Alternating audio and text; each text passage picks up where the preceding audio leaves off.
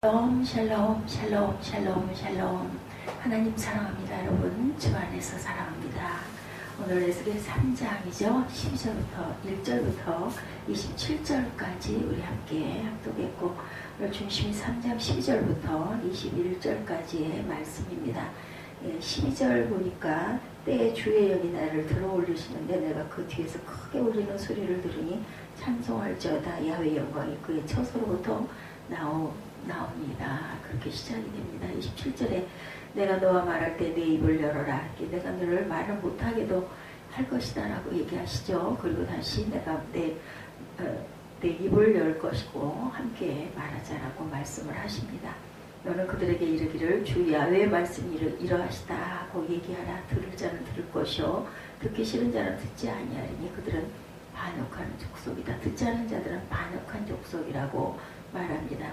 나를 이렇게 내 발로 세우시고 내게 말씀하시되 이렇게 세우십니다. 또 24절에 보니 그렇죠.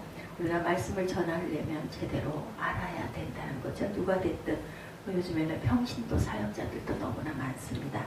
에스겔을 담대하게 하시는 부분이 3장 1절에서 11절까지 증거됩니다. 선지자 에스겔의 이름은 하나님이 강하게 하실 것이다 라는 뜻을 갖고 있습니다. 하나님이 강하게 하실 것이다. 그는 제사장 출신이면서 동시에 하나님의 부르심을 받은 선지자이기도 합니다. 에스겔이 하나님의 부르심을 받은 때는 그의 나이가 30세, 바벨론으로 끌려간 지 5년째 되던 주전 593년 그런 때였죠. 당시 남왕국 남유다는 주전 605년에 바벨론의 1차 침략으로 다니엘과 많은 지도자들을 바벨론으로 붙잡혀 갑니다. 2차 침략이 일어난 주전 597년에는 유다왕 여호야긴과 에스겔 그리고 많은 백성이 끌려갔죠. 바벨론의 포로로 끌려가 있던 에스겔에게 하나님의 말씀이 특별히 임하십니다. 반역하는 이스라엘을 향해 하나님의 말씀을 전하게 하기 위해서죠. 이미 많은 선지자들이 말씀을 전해도 그들이 받기를 거절했지만 더 큰 심판을 앞둔 백성을 향해 하나님 아버지의 마음을 전해야 했던 거죠. 말씀을 먹으라고 하셨어요. 그죠? 어제 말씀에도 에스겔 앞에 애가와 애곡과 재앙의 말이 기록된 두루마리가 펼쳐집니다. 거기에 적힌 내용을 읽고 크게 충격을 받았을 텐데 하나님께서 에스겔에게 손을 들어 있는 두루마리를 또한 먹으라고 말씀을 하시죠. 아주 특이한 그런 모습이죠. 되게 말씀을 듣지 말씀을 기록한 두루마리를 먹지는 않습니다. 에스겔이 입을 벌려 먹으라는 말에 순종하자 놀랍게도 꿀같이 단맛을 느낄 수가 있었다는 거죠. 주를 위해 무슨 일을 해드리려고 하기 전에 그분의 말씀을 듣기 위해 우리가 입을 열어야 됩니다. 그래서 내 입을 크게 열라 내가 채우리니 말씀하죠. 우리가 작은 그릇에는 조금밖에 담을 수가 없어요. 어떻게 큰 그릇을 둬야 많이 받을 수가 있겠죠. 말씀 사역자가 먼저 순종하여 말씀의 참맛을 경험하고 말씀을 내면화할 때 말씀의 능력이 나타난다는 겁니다. 그런데도 완악한 백성들은 듣지 않습니다. 에스겔이 재앙의 말을 전해야 할 대상은 이방인들이 아닌 이스라엘 백성들이다 라고 말씀을 하시죠. 그러면서 차라리 다른 민족에게 에스겔을 보내서 말씀을 전하게 하였더라면 하나님의 말씀을 들었을 것이라고 한탄을 합니다. 5절과 6절에 나타납니다. 하나님께서는 이스라엘 백성들이 그의 말을 듣지 않을 것이라고 이미 알고 계시죠. 이는 하나님의 말씀을 전하는 자들이 종종 겪게 되는 현상이기도 한데 에스겔은 소위 성공적인 사역을 위해서 부름을 받은 것이 아니었다라는 겁니다.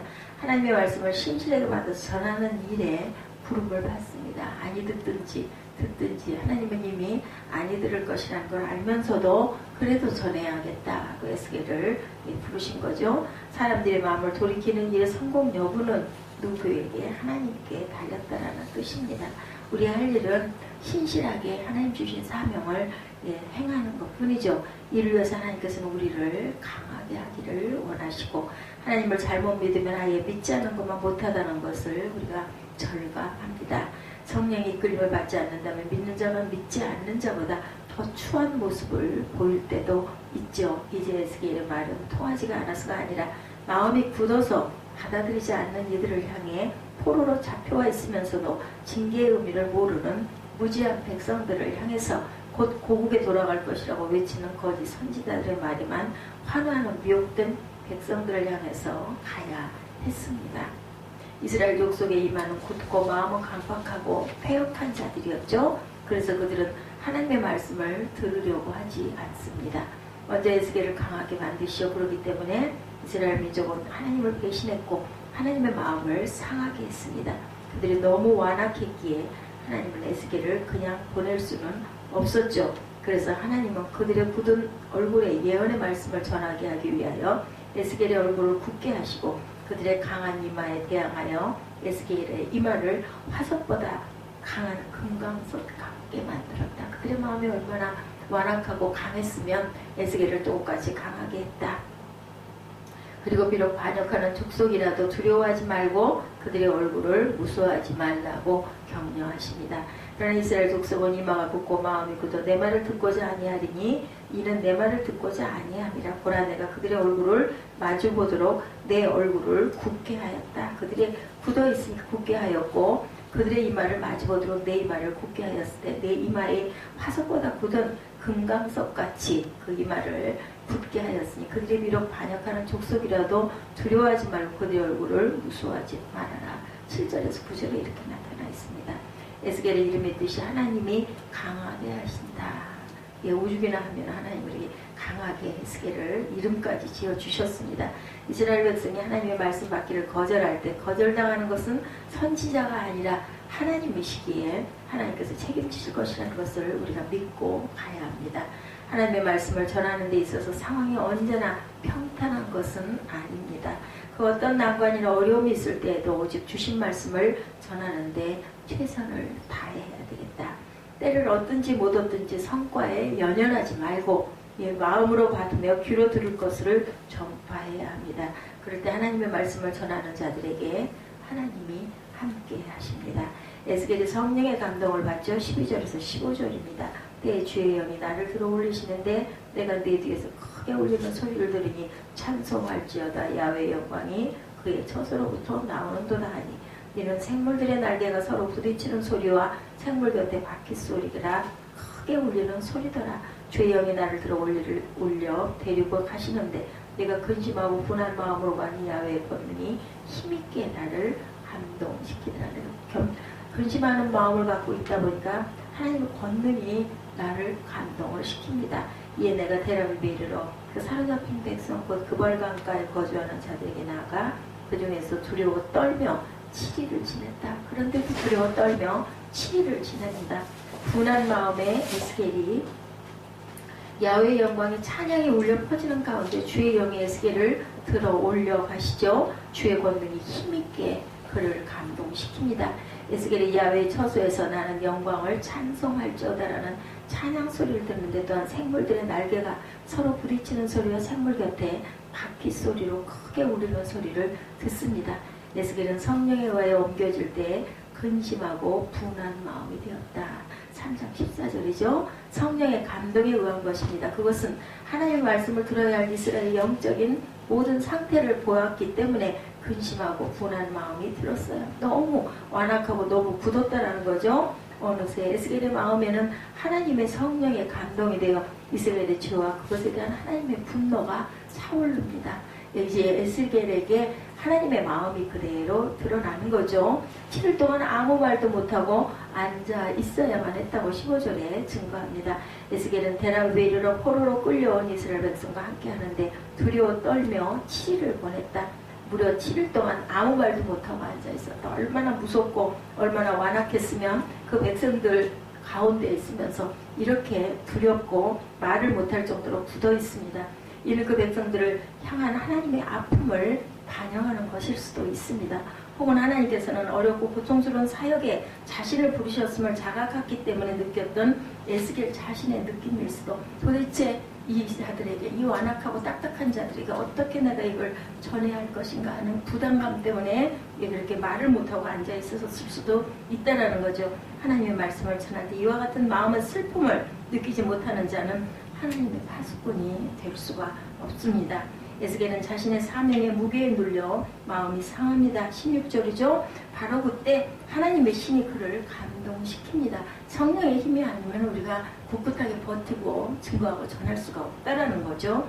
그에게 사명을 감당할 수 있는 야훼의 권능이 에스겔에게 주어졌다. 이와 같이 하나님의 말씀을 대언할 선지자는 하나님 앞에서 오래 앉아 기다려야 한다라는 거죠. 에스겔을 7일 동안 아무 말도 하지 않고 앉아 있었습니다. 오늘날에도 적어도 7시간을 앉아 있으면 기도하고 묵상하면 어떤 말씀이라도 위로부터 받게 될 것이라는 그러한 그 상징이 될 수도 있다. 날마다 구체적인 삶을 결단으로 내 뜻대로 마옵소서라고 기도하며 우리가 하나님께 우리 삶 전체를 맡겨야 한다는 거죠. 그리고 16절에서 21절까지는 파수꾼으로 부르시는 부분이 나타납니다. 7일 후에 야훼 말씀이 내게 임하여 이르시되 인자의 내가 너를 이스라엘 족속의 파수꾼으로 세웠으니 너는 내 입의 말을 듣고 나를 대신하여 그들을 깨우치라. 이제 7일 동안 말을 못하고 앉아있고 그 이후에는 야훼께서 말씀하시죠. 이스라엘의 족속에 너를 파수꾼으로 세웠으니까 내 입의 말을 듣고 나를 대신하여 그들을 깨우치라. 이렇게 말씀을 쭉 하죠. 내가 악인을 깨우치되 19절에 그가 그의 악한 마음과 악한 행위에서 돌이키지 아니하면 그는 그의 죄악 중에서 죽으리오니와 너는 그의 생명을 보존하리라. 그들은 죽겠지만 너는 생명을 보존할 것이다. 21절에 그러나 내가 그 의인을 깨우쳐 범죄하지 아니하게 하므로 그가 범죄하지 아니하면 정령 살리니 이는 깨우침을 받으며 너도 내 영혼을 보존하리라. 그들이 내 말을 듣고 그들이 깨우치면 그들도 살 거고 너도 내 영혼이 보존될 것이다. 하나님은 7일간의 침묵이 지난 후에 에스겔에게 민족의 파수꾼으로서의 사명을 다시 한번 일깨워 주십니다. 파수꾼의 임무는 성벽 높은 곳에 서서 눈앞에 닥친 위험을 성 안의 사람들에게 알리는 거예요. 만일 적의 침입을 제대로 경고하지 못한다면 그 성에 임한 고통스러운 결과에 대해 파수꾼이 책임을 져야 된다. 에스겔은 백성들에게 그들의 죄악이 얼마나 위험한 것인가를 경고해 주기 위해서 부름을 받습니다. 파수꾼은 히브리어로 초페인데 이는 날카로운 눈으로 보는 것, 즉 감찰하는 것이다. 파수꾼은 감찰하는 거죠.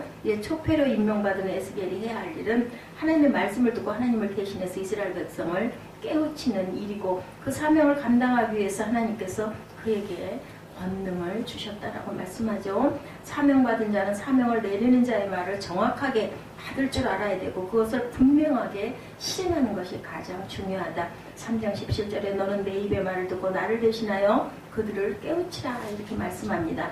파수꾼이야말로 하나님의 특별한 대리자이기에 파수꾼에게 하나님의 권능으로 힘있게 하시고 감동을 먼저 시키시고 나를 대신하여 라는 말씀에는 두 가지 의미를 내표하고 있는데 에스겔 선지자가 하나님의 말씀만을 전해야 하는 하나님의 대행자여 도구에 지나지 않는다는 것이기도 하고 또한 에스겔이 전하는 말씀이 신적 권위를 부여받았다. 대신 전하는 자가 됐다라는 겁니다. 이것은 오늘 우리에게도 해당되는 말씀이죠. 성도는 본질적으로 하나님의 말씀을 전하는 도구에 불과하지만 동시에 하나님의 말씀의 권위를 가지고 세상에 임할 하나님의 심판을 선포하는 위대한 사명을 부여받은 자이기도 하다. 우리 또한 하나님의 대리자로 파수꾼의 역할을 잘 감당하여 성령으로 감동되고 하나님의 권능을 힘있도록 우리가 늘 기도해야 되겠다. 성령 충만을 기도해야 된다는 거죠. 18절에 그 악인은 그의 죄악 중에서 죽으려니와 하나님께서 그 핏값을 파수꾼의 손에서 찾을 것이다. 만약 에스겔이 하나님께서 맡겨주신 파수꾼의 직무를 감당하지 못했을 경우에 악인은 하나님의 경고의 말씀을 듣지 못하는 가운데 끝까지 악을 행하다가 결국은 죄악 가운데 죽게 된다. 이 경우 하나님께서는 에스겔에게도 악인의 멸망에 대한 책임을 묻겠다고 하십니다. 왜냐하면 파수꾼이 직무에 태만하고 상대로 하여금 회개의 기회를 갖지 못하게 하기 때문이다. 우리가 남보다 한 발 앞서 회개하고 믿는 것은 놀라운 복이지만 그에 따른 막중한 의무가 지어져 있다는 사실을 우리가 꼭 기억해야 된다. 먼저 난 자는 어때요? 뒤에 오는 자들을 잘 인도하고 이끌어야 되겠죠? 19절에 그는 그 죄악 중에서 죽으려니와 파수꾼은 생명을 보존한다. 이것은 말씀을 듣는 자가 귀를 기울여 듣지 않는다 해도 끝까지 하나님의 말씀을 전파해야 하는 간접적인 이유가 있다는 거죠. 20절 후반부에 내가 그를 깨우치지 않음이니라 그는 그의 죄 중에 죽으려니와 그의 핏값을 내가 내 손에서 찾으리라고 말씀하셨어요. 20절에서 깨우쳐야 할 대상이 악인이 아니라 율법을 지키는 의인입니다.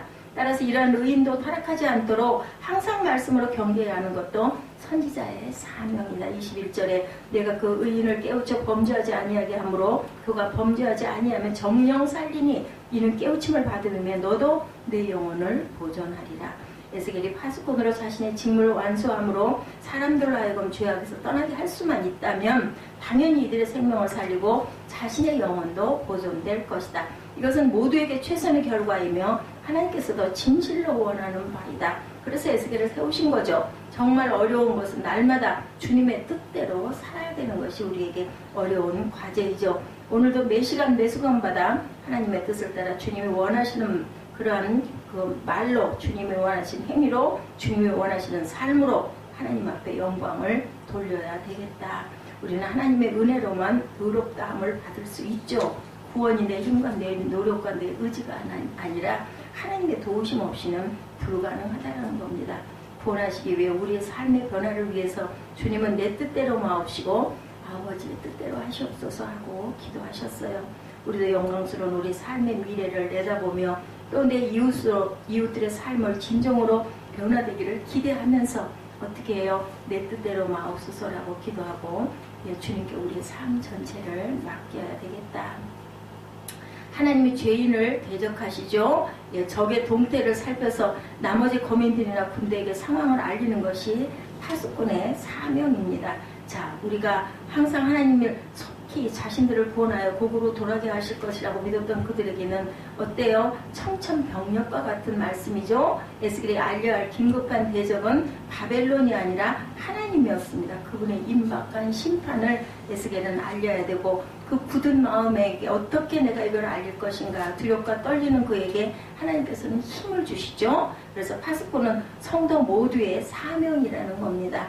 에스겔을 이스라엘 민족이 파수꾼으로 세우셨다는 말씀은 에스겔에게 한정된 말씀이 아니고 먼저 들은 자, 먼저 감동받은 자, 먼저 하나님을 믿는 자가 행해야 할 우리 모두에게 주시는 말씀이다. 오늘 우리 주변을 보면서 에스겔의 시대보다 더 악한 시대에 우리가 살고 있다는 것을 실감하죠.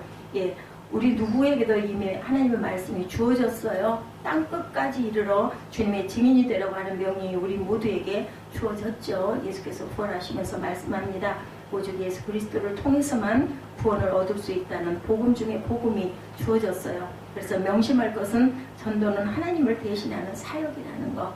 내 주변에 내 부모에게, 내 자녀에게, 내 배우자에게 하나님의 말씀을 증거하고 행함으로 나타내야 되겠다.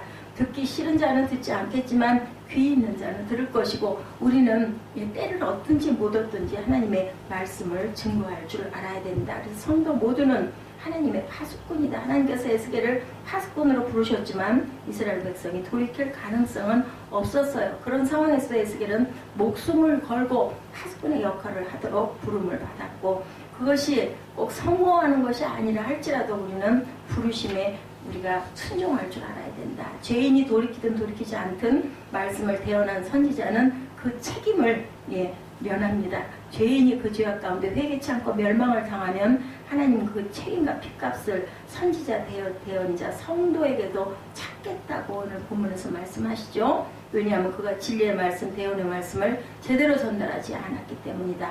오늘날에도 많은 사람들이 범죄하고 그 죄값으로 멸망을 당합니다. 그렇다면 그들을 바라보는 나의 시각도 바뀌어져야 되겠죠. 하나님은 그들의 핏값을 나에게서 찾으신다는 거죠. 파수꾼이 그 대언하는 사명을 감당하지 못할 때 날마다 구체적인 삶의 결단으로 내 뜻대로 마옵소서 하고 기도하는 저와 여러분 되시기를 주님의 이름으로 축복합니다.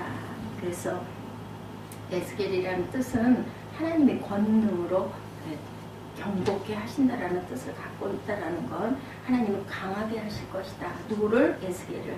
하나님 세우시는 자들은 이렇게 강하고 담대하게 하나님의 권능이 임하고 그것을 위해서 우리는 오랫동안 참고 기다리고 기도해야 된다는 것. 오늘 에스겔 3장에서 말씀으로 우리가 하나님께 받았습니다. 오늘도 승리하시는 하루 되시기를 주님의 이름으로 축복합니다.